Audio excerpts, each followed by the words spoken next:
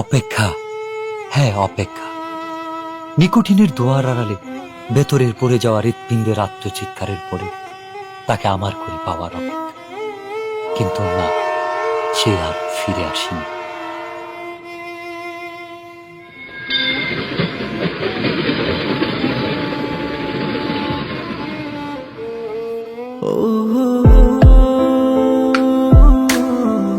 তবে এসেছিল এই পাহাড়ের পাদদেশে আজ থেকে অনেক বছর আগে, সন্তের জেগেরা সীমান্তবর্তী জেলা শেরপুরের প্রত্যন্ত একটি গ্রাম।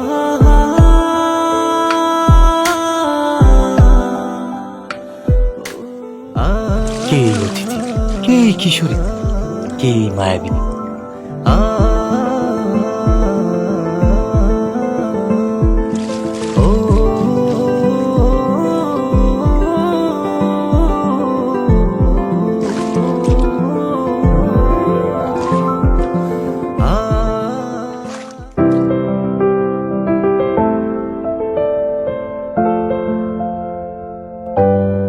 যার বিরহের অনলে পড়ে স্বপ্নের মতোই বদলে গেল এক যুবকের জীবনের গল্প। হ্যাঁ, স্বপ্নের মতোই বদলে গেল।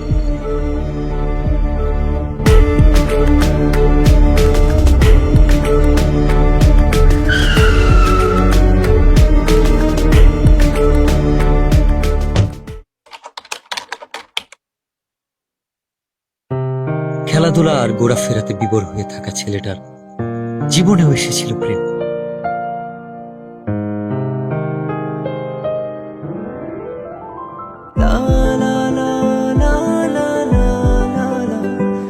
চোখের ভাষায় কেউ যেন বলছে, আমি এসেছি তোমার হয়ে, আমাকে তোমার করে নাও।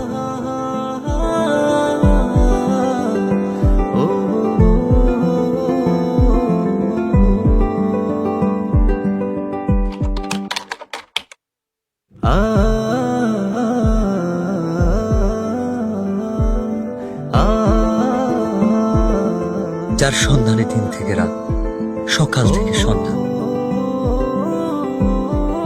কেবল এক পলক দেখার ইচ্ছা। সে এক লজ্জা।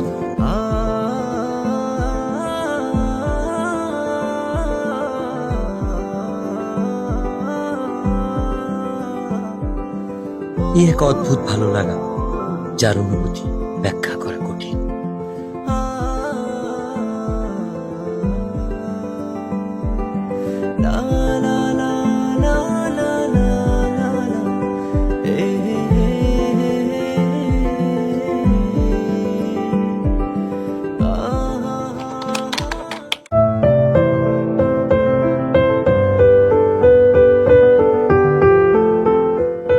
বারবার ফিরে আসি অদ্ভুত একটা টান।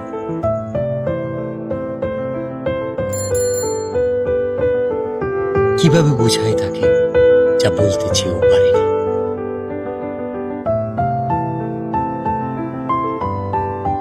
আপু, ওই ছেলেটা কে? ও ও তো আমাদের এলাকার বিল্লাল ভাই। উনি কি প্রতিদিনই এদিকে আসে? না, ভাইয়া তো এদিকে আসে না। ও আচ্ছা।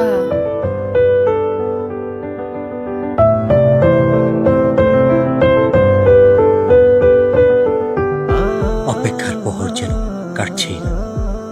বলতে ইচ্ছে হয়, তবে সুযোগ নেই কাছাকাছি আসা।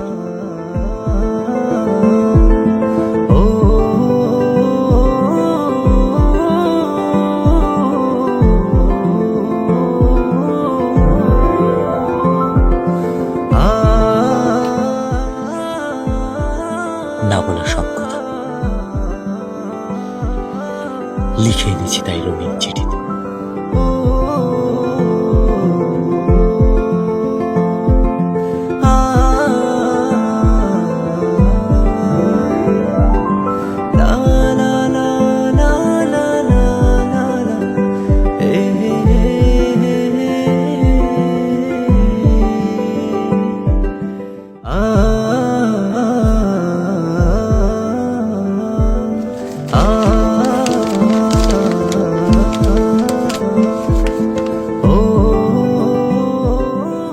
আমার লেখা প্রথম চিঠি, নাম না জানা একজনকে ঘিরে।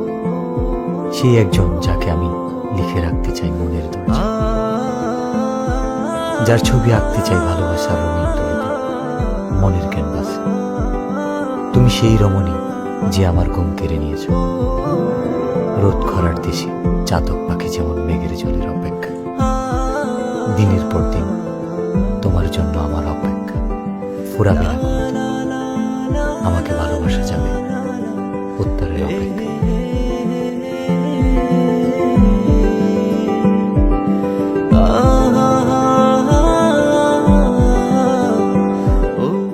ভর দুপুরে অপেক্ষা, কৌতূহল, উৎকণ্ঠা, অস্থিরতা মনের দরজায় কেউ বুঝে কড়া নেড়েছে।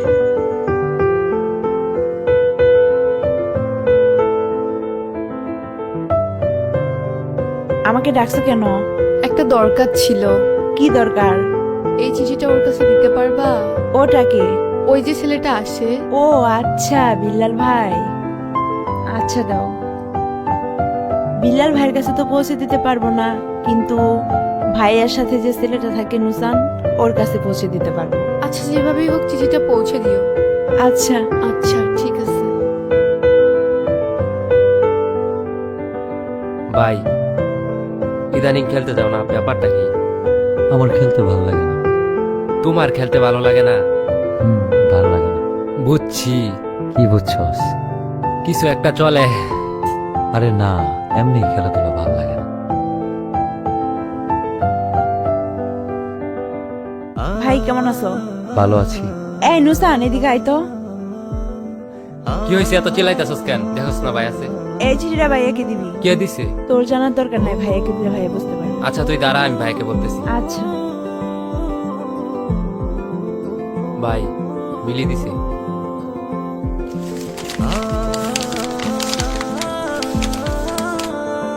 আমিও প্রথমবারের মতো চিঠি লিখলাম, যার ভাবনায় শুধু আমিই থাকি, যে আমার জন্য পাখির মতো ছটফট করে, যার কল্পনা এবং বাস্তবে মনের দরজায় আমিই করা নারী।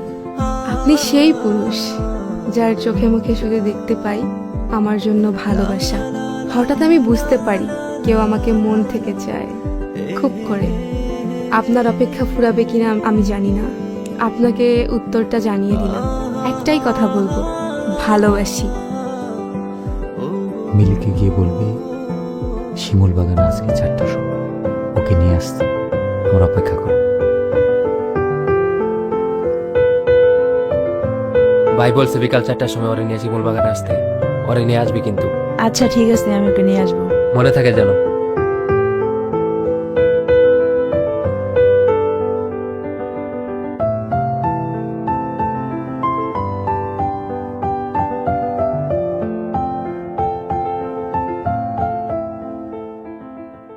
আচ্ছা তুই থাক।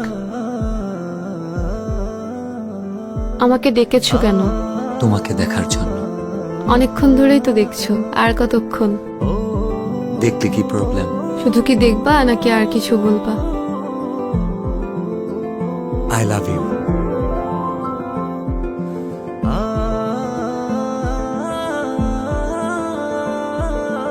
আমি কিন্তু আমার উত্তরটা পাইনি। এটা আমি আমার কাছে সারা জীবন রেখে দিব।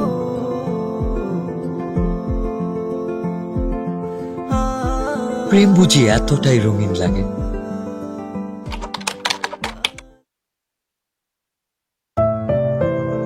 তবে রঙিন দিনগুলো হারিয়ে গেল কুয়াশা ভেজা সকালের ন্যায়। কে জানতো এই দেখাটাই হবে শেষ দেখা।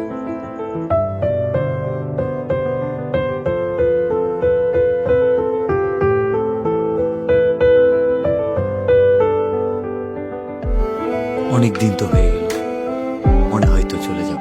হ্যাঁ, চলে তো যেতেই হবে। আর কি ফিরে আসা যাবে না? এসে কি হবে? আমার জন্য আসবা, পারবা না? আসা যায়, কথা দেওয়া যায়।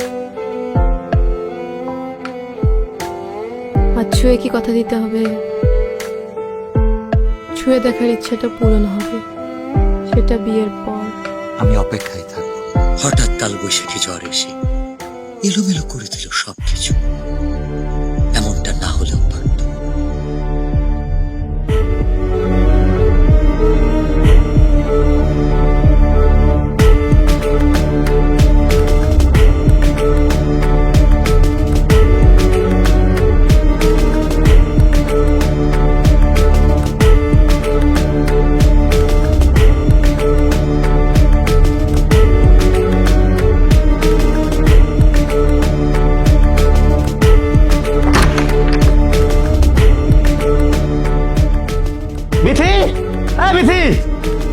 হয়েছে, চিল্লাচ্ছ কেন?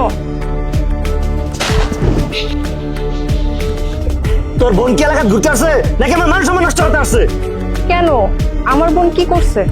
এই তোর বোন বিল্লার সাথে কি করে? ওর সাথে আমি যেন না দেখি।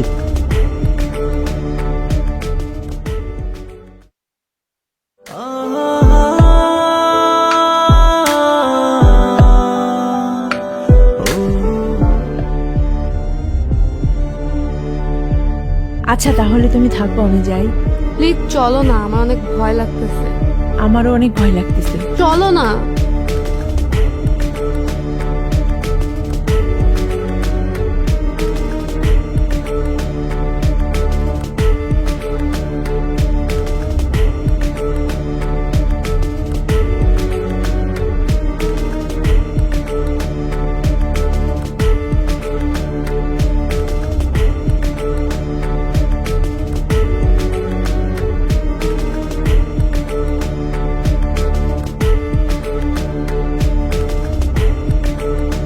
তোকে যেন আর কারোর সাথে মিশতে না দেখি, আর কালকে সকালেই তুই চলে যাবি।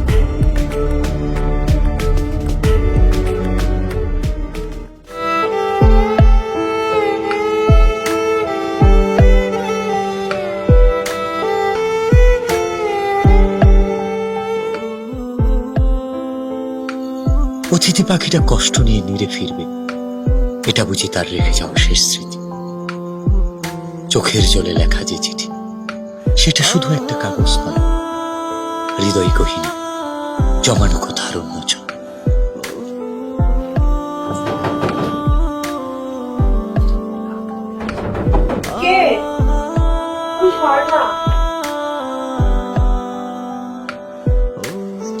এত রাতে তুমি এখানে? মিলি, আমি বুঝতে পারিনি আমার জন্য তোমাকে এত কথা শুনতে হবে। আমাকে মাফ করে দিও, আমি কালকে চলে যাচ্ছি।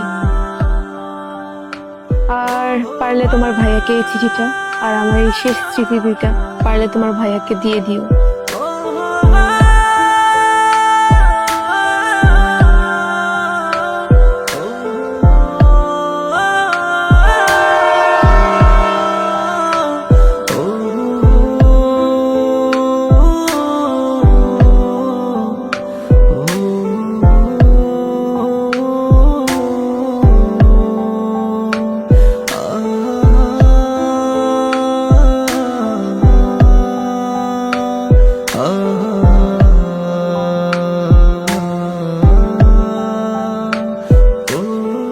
রঙের চিঠিতেও রং নেই, আছে কাছ থেকে দূরে যাওয়ার কোনো একটা ভয়ানক গল্প, যে গল্পের শেষ